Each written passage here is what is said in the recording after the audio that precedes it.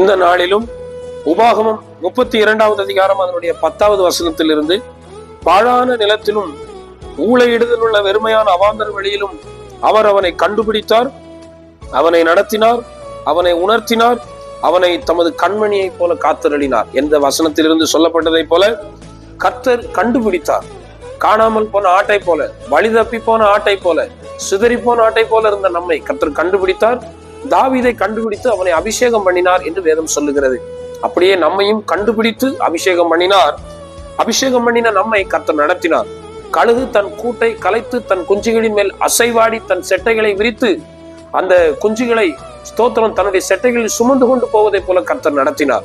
கர்த்தர் உணர்த்தினார், நாம் என்ன செய்ய வேண்டும் என்பதை உணர்த்தினார்.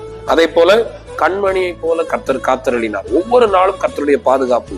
இப்படி இந்த வார்த்தைகளின் மூலமாய் கர்த்தர் இந்த நாளில் நம்மோடு கூட பேசினதை போல நம்மை ஆசீர்வதிப்பாராக. ஆமென்.